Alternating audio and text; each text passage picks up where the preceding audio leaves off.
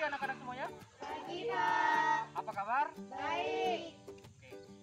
Sebelumnya Bapak ucapkan terima kasih kepada anak-anak Bapak semuanya. Sepertinya di sini sudah rata-rata pakai masker semuanya ya. Walaupun masih ada teman kita seperti Fadil mungkin belum pakai masker. Nanti pelajaran selanjutnya pakai masker ya. Oke. Seperti yang Bapak telah sampaikan pada pertemuan sebelumnya, hari ini kita akan mengamati komponen abiotik dan biotik di lingkungan sekolah kita. Jadi nanti kalian semuanya, masing-masing kalian akan mendapatkan lokasi ataupun lahan yang sama panjang. Jadi nanti kalian akan mengukur sendiri kerjasama supaya mendapatkan lokasi ataupun lahan yang sama adilnya ya. Oke, sebelumnya ada yang mau ditanyakan dulu? Tidak ada ya, sudah jelas semuanya seperti yang kita bahas sebelumnya. Kalau begitu silahkan dimulai dari sekarang. Kita mengukur lahannya menggunakan depas saja biar lebih mudah. Coba kamu duluan. Oke.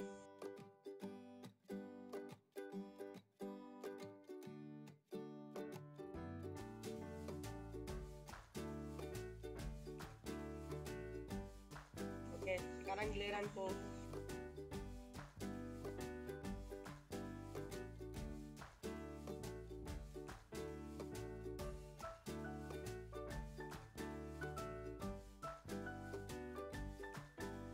Lah, lahanmu kok lebih panjang dariku? Kan ini tak adil. Loh, nggak adil gimana? Kan masing-masing siswa dapat 2 depa. Iya, tapi kan punyamu lebih panjang dariku. Salah siapa? Depamu pendek.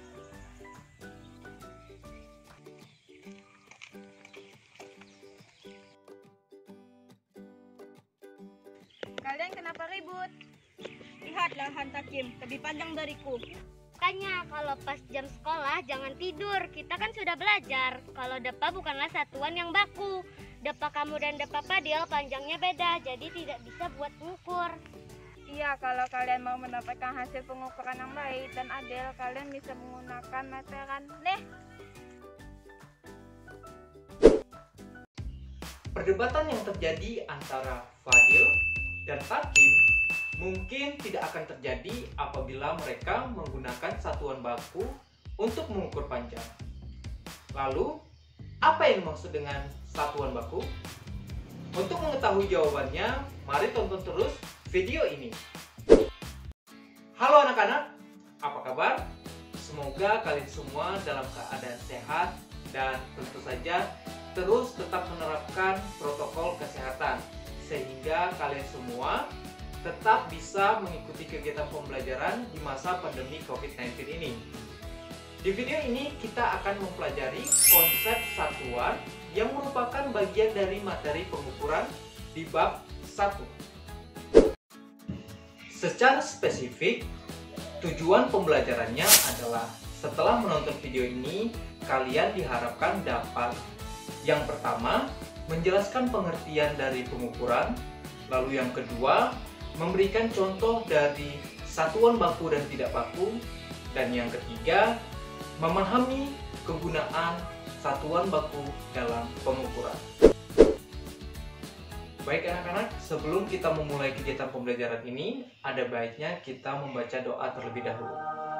Berdoa, dimulai. Selesai. Di awal video, kita telah melihat perdebatan antara Fadil dan juga Takim. Karena hasil pengukuran lahan yang diperoleh Fadil lebih pendek dibandingkan yang diperoleh oleh Takim. Lalu, sebenarnya siapa yang curang dalam pengukuran ini? Untuk menjawab pertanyaan ini, kita perlu memahami terlebih dahulu definisi dari pengukuran. Pengukuran merupakan proses membanding suatu besaran dengan besaran lain yang sejenis sebagai satuan.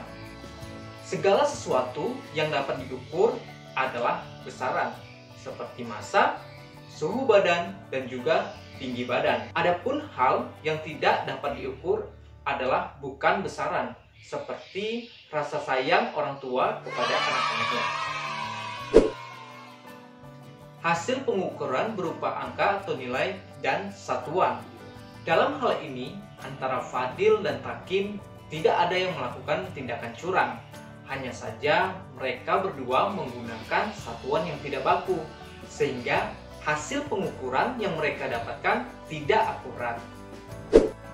Oleh karena itu, para ilmuwan dahulu telah menetapkan satuan baku untuk setiap pengukuran besaran. Jika tidak, mungkin perdebatan yang terjadi seperti antara Fadil dan Takim ini akan sering kita temui. Dengan kata lain, kita sangat membutuhkan satuan baku dalam kehidupan sehari-hari untuk mendapatkan pengukuran yang akurat dan tentu saja diakui bersama-sama. Selain DEPA, menurut kamu, satuan tidak baku apa lagi yang dapat kita temui dalam kehidupan sehari-hari? Ya, betul. Ada satuan jengkal dan juga ada satuan hasta. Selain kedua satuan tidak baku ini, ada satuan tidak baku lainnya.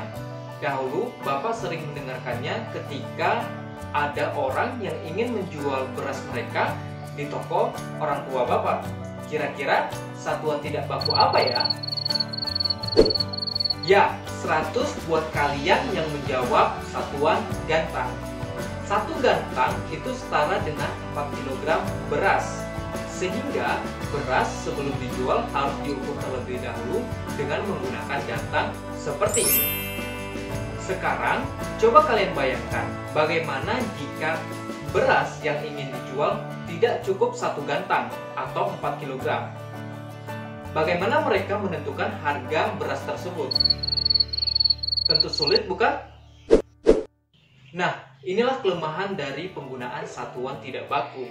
Jika kita menggunakan satuan yang baku, seperti kilogram untuk satuan massa, maka kita tidak akan sulit untuk menentukan harga dari beras tersebut. Sebagai contoh, yang ingin kita jual adalah 3 kg yang kurang dari 1 gantang. Karena harga 1 gantang 40.000 atau 4 kg itu setara 40.000, maka 1 kg beras yaitu setara 10.000. Sehingga bisa kita hitung untuk 3 kg beras itu seharga 30.000. Mudah bukan? Selain satuan meter dan juga satuan kilogram, satuan baku lainnya adalah satuan detik untuk pengukuran besaran waktu. Nah, sekarang mari kita simpulkan apa yang telah kita pelajari. Yang pertama, pengukuran adalah proses membandingkan suatu besaran dengan besaran lain yang sejenis sebagai satuannya.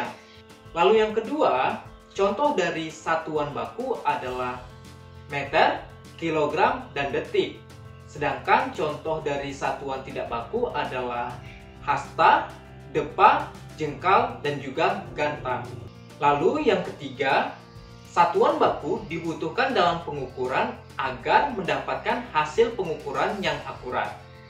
Baik anak-anak, itu tadi penjelasan mengenai konsep satuan yang merupakan bagian dari materi pengukuran pada bab 1. Semoga kegiatan pembelajaran ini bermanfaat bagi kita semua. Dan untuk mengakhiri kegiatan pembelajaran ini, mari kita berdoa terlebih dahulu. Berdoa dimulai. Selesai. Oke anak-anak, sampai jumpa di video pembelajaran selanjutnya.